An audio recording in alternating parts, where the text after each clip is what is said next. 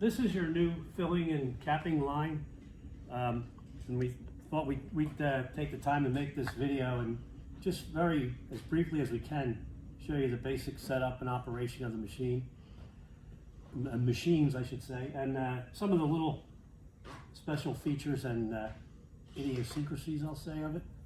So I guess we'll begin at the beginning. This setup has two turntables. This is the feed table, and at the end of it is the accumulation table. Each table needs 110 volt single phase power, and there's a box on the front corner of each one. There's a control box with an on-off switch. I don't know how much you can see that. We'll hit the on, just a toggle switch, and then there's a speed control right next to it. So, and basically, this just orients the containers and puts them in a single file row to feed them onto the conveyor. Might be noteworthy to see where this is location-wise and angle-wise. This guide rail is attached to the conveyor, and this guide rail is attached to the turntable. So we just kind of line this up so you can see this row forming in here. And we'll show you a couple bottles feeding later on. But that's pretty basic. While we're here, this is the filling machine. We have some tidying up yet before we ship it, but we figure we'll take the time to make this video. Anyway, the filler has two connections. 110 single phase, which is here. This is plugged in over here. And it has air connects here. This is a disconnect for the air. If you pull it, it's disconnected, and I'll show you this. There's your quick connect.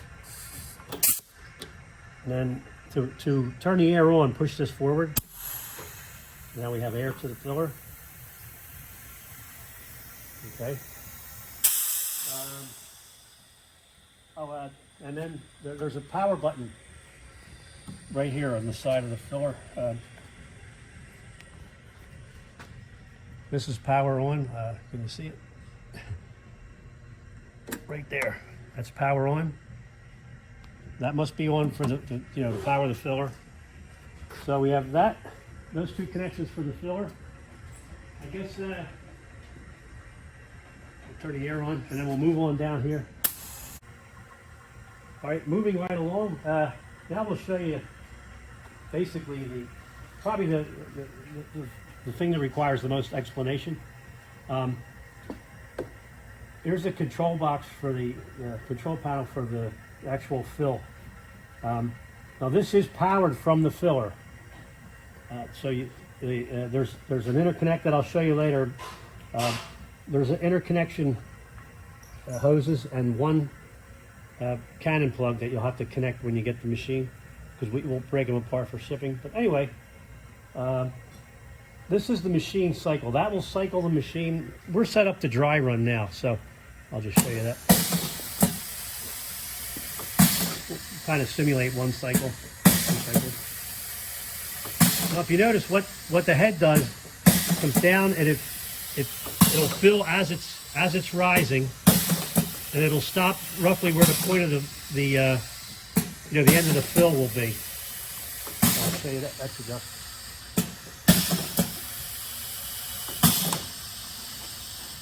Okay, this arrangement is basically a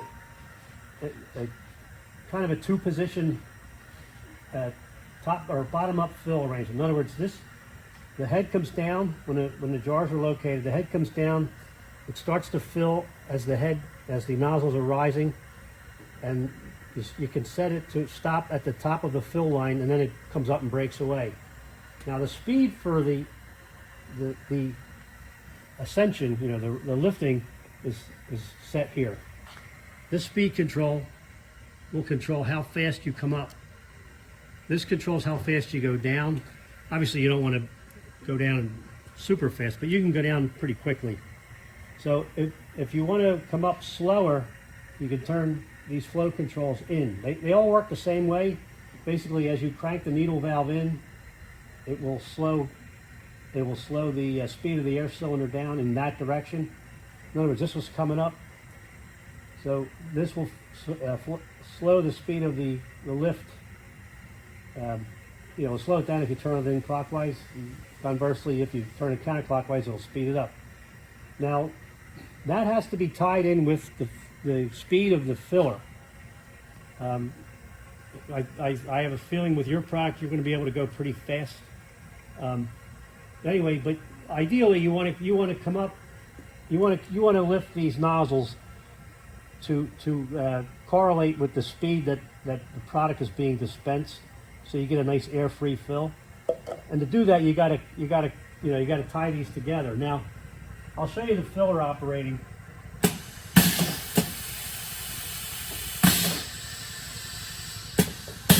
You can see there the product is now it's drawing in. Now it's getting pushed out. It goes through this valve and out to the nozzles. Now to regulate the discharge speed, that's these flow controls. As I mentioned before, they all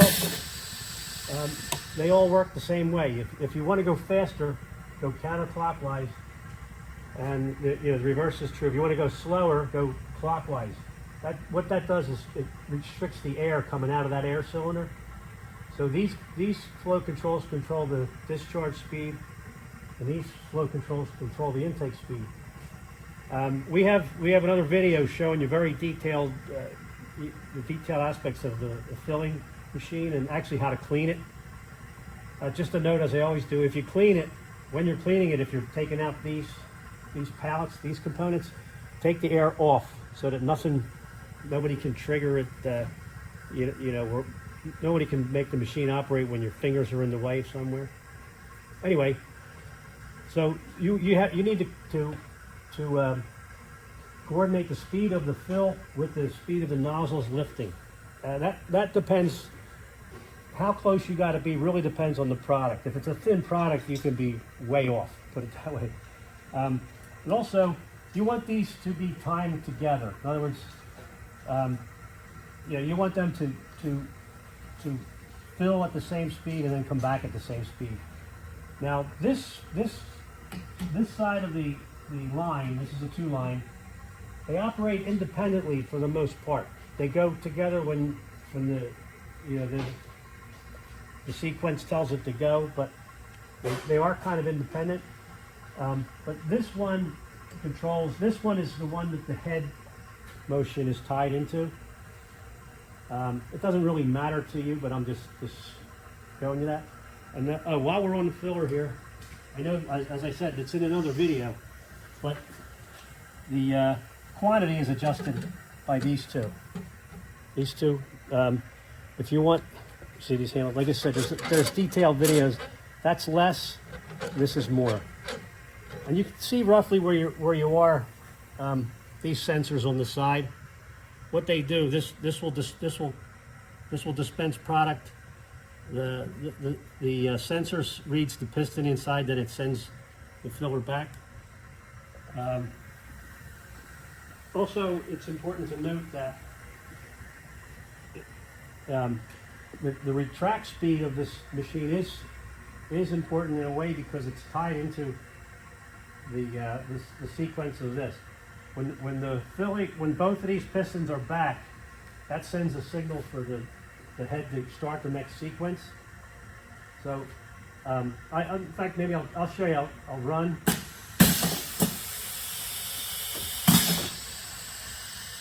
You'll see when those pistons return, that tells this to come down again, ready for the next cycle.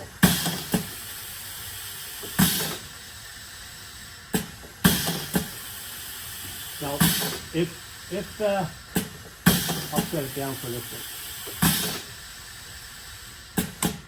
I don't know how this will make a lot more sense once you start running. But if you find that you can fill faster, in other words, you can index the containers faster, and you're saying, I'm waiting here, nothing's happening, I'm waiting for the pistons to retract. You can get rid of that delay time by speeding up the retract speed. That's these two here. Now, on the other side of that, if you find that your containers are just barely making it, you can slow that down, and you can buy as much time as you need. So, you know, a lot of this is dependent on the fill. I think in your case, the fill, you could probably go at a very, very good rate. The containers are stable. You can index them quickly. That's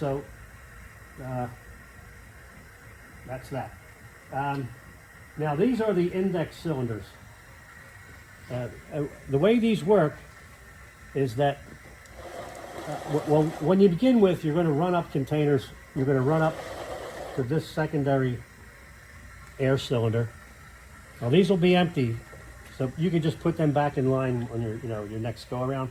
But anyway, the way this works is this cylinder establishes the location of the containers being filled. So containers come in. This holds, in this case, we're filling 2. This holds the 2 in location. And then once the fill begins, this cylinder will hold these 2 being filled, and this will release these 2, and they'll go off to get capped. And in the meantime, we'll be backfilling. Let me show you. Well, while we're here, I'll turn the conveyor on. That's a switch back here. We'll probably get a better shot of that later. Same as the other boxes, has an on-off toggle switch and a speed control. Speed of the conveyor is not that critical, except you have to be going fast enough for the capper. If you go too slow, the capper, you might catch a container on this exit. We'll show you that running later. Anyway, but it's, especially with these containers, they're very nice and easy to work with. Okay, we're going to show you the filler running, so we'll run these guys up. And we'll get them in location. We'll probably need a little bit of adjustment there, but you know.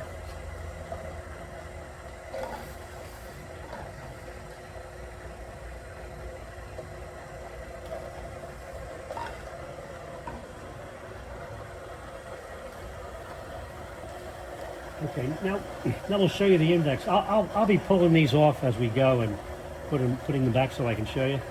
And as you'll see that this cylinder's holding the 2. That's to establish the location. And then when the fill sequence begins, you'll see that this releases and this will hold these while it's being filled.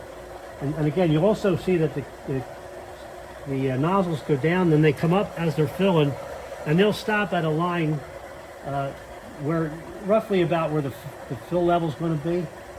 And I'm going to show you a little adjustment you can make there too if you find that you want to come up a little higher or a little lower. Okay, so I'll show you the sequence. And while we're here, this is the photo eye. It's a photo eye override. It's a little confusing because now the override is on. What that means is the override it's not looking for containers. This is the photo eye. This is looking at this container. Now notice it's not looking, it's away from the fill area. That's mainly to keep it from getting product on it, and it keeps it nice and clean. And also it's so that this machine, ideally when you're running in automatic mode, you want a nice backfill of containers. You want a continuous supply. So you want containers back here. You can actually put this anywhere you want, but you want to keep a continuous flow of containers. But now it's not looking for containers, but now when I turn this off, it will look for containers. So if we run out of containers, it'll stop. So, okay, I'll begin the cycle. These 2 are released.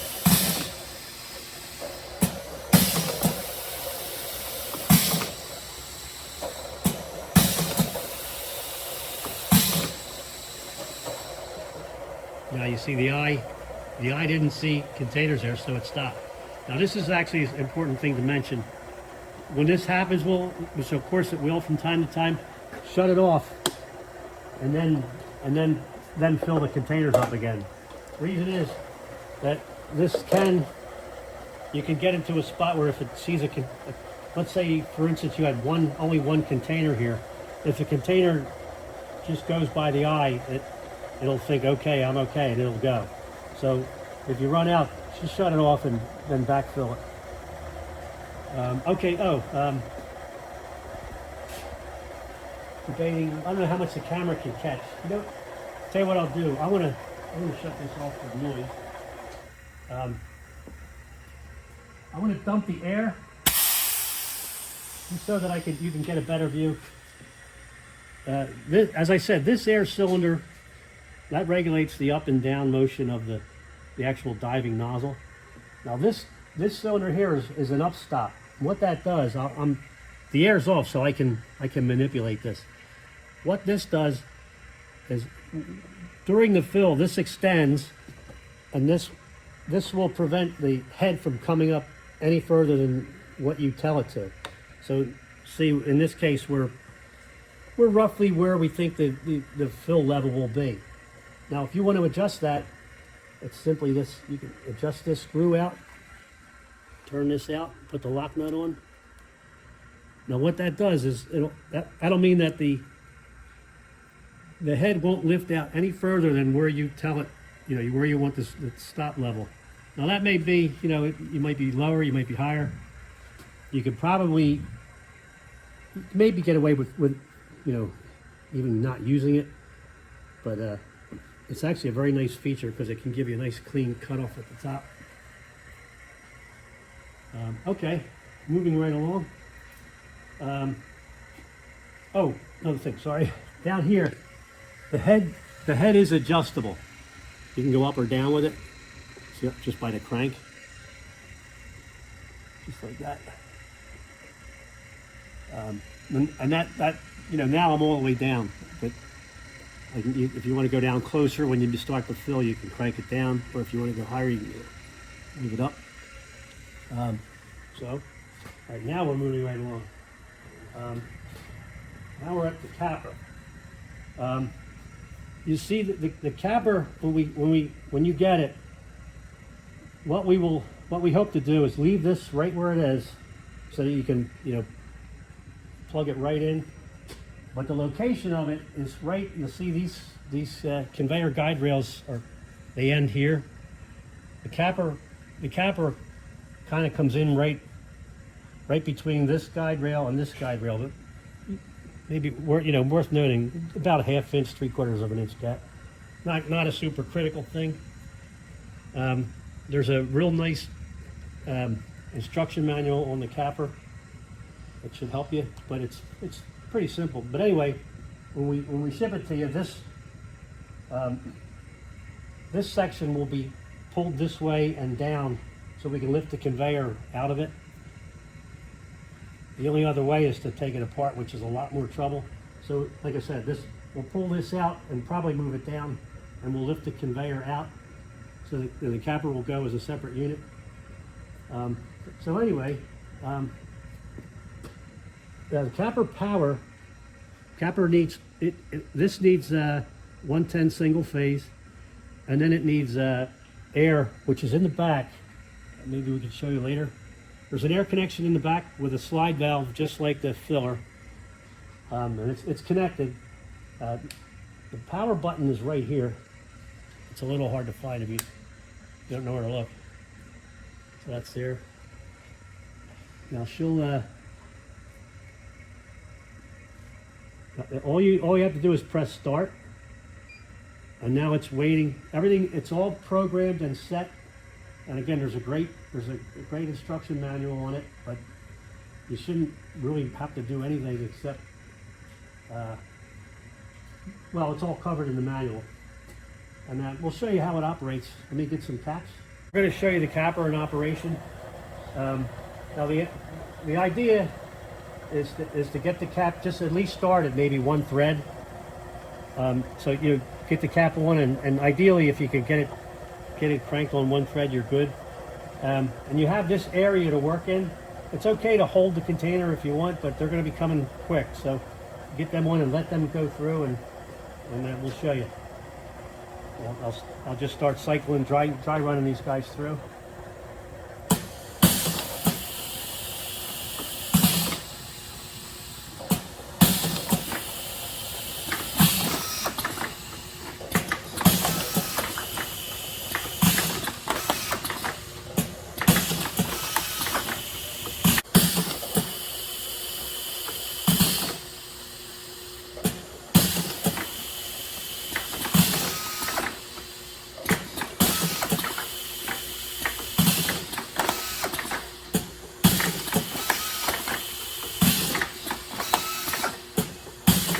coming to the end of the video. We just showed you the capping unit. I wanted to mention that there's adjustments you can make if you need to in the capper, where if you find that it's outrunning you, if you need to go faster, you can slow the conveyor down and make a slight change on the capping unit. That's all in the manual for the capper. It's pretty simple. Anyway, so here we're coming down to the induction sealer. This has a 220 volt connection. There's a 220 volt plug on it, single phase. That's the only connection it needs. Power is here. Now it takes a minute or two to warm up. Now it has really two adjustments. Well, it has a height adjustment. That's here, up and down by power. Right now we're set about where we want to be. Just you want it pretty, you want the containers to be able to get through, but just as close as you can get. Now you have a conveyor speed here, and then this is actually the power of the unit. Now that may vary. We had pretty good success running containers through. May or may not change with when you're filling warm product. You may need less heat. You might need more heat. I'm not. I'll have to kind of see when you get your actual product and filled containers. So it only needs a few seconds to warm up. But now the seal's off. This turns the seal on, but it also turns the conveyor on. So I'll turn that on. That's pretty much all there is to it. Now you see the conveyor start. While we're here, I want to show you these. These are the conveyor guides for the transfer. We'll probably have to remove these when we ship it to you.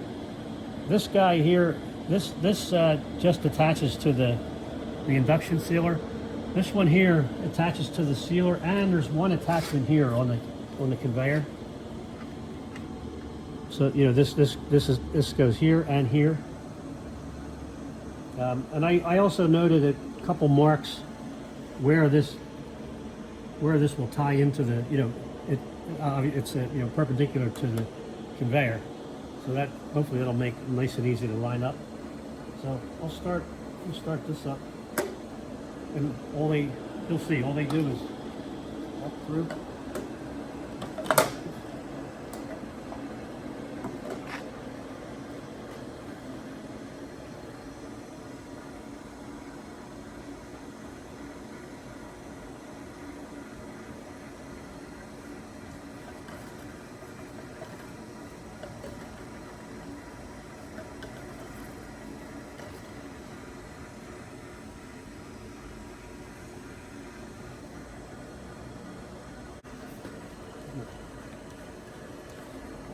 Check the seal here.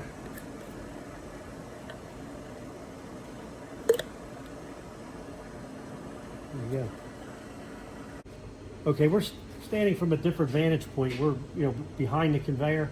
I just wanted to show you when you get the shipment, the conveyor will be shipped independently from the filler, and you'll get all of these. Everyone will have a quick connect. I'm gonna dump the air,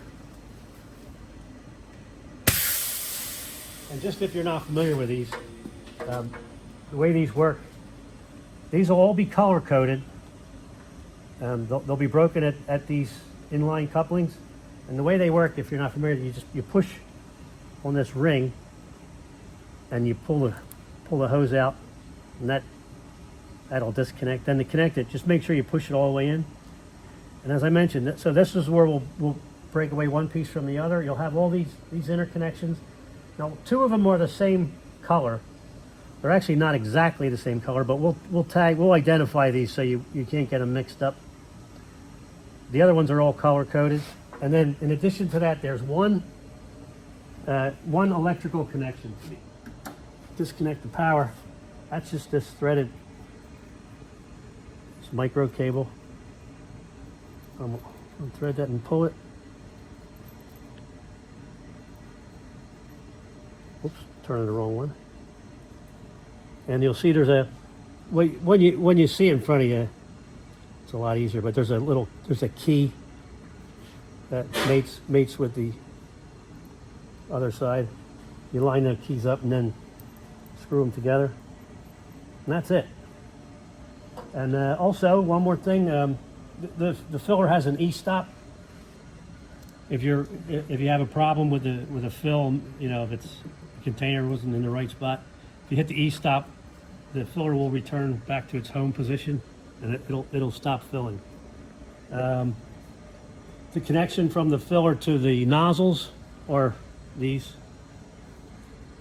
I'll take one off. There's probably some water in there. We were water testing, but that's just these sanitary quick connects. And as I'll mention it one more time because it's make sure you have side A. We're calling this side A. Make sure that is tied into the corresponding nozzle. This is marked A as well. The reason is that this nozzle is tied into this side. I mean, and the nozzle has to be coordinated with when this valve closes. If these are slightly off in their timing, it's not a big deal at all. But it is important that the nozzle is with the right side. Okay, this is your jacketed hopper and mixer. This gets a 110 single phase as well as a separate plug. On off mixer speed. Now the one thing, probably the most important thing on this this unit, temperature setting is up here. The jacket needs to be filled with water because these elements, they need to be underwater. Now there's a sight glass. I can probably turn that around for you. There's a sight glass here and a fill section here. Make sure you see water in this sight glass at all times, because you don't want those elements, they'll burn out if they're run dry. So fill it with water here. As long as you have some kind of level, higher the better. But you need to make sure you see something in here. And don't cover this. It's not rated for pressure, so you don't want to ever cap that off. Make sure it can breathe to the atmosphere. And that's about it. This is a drain for the jacket, to drain the water out of the jacket. And we're going to ship it to you empty. But, okay, that's it.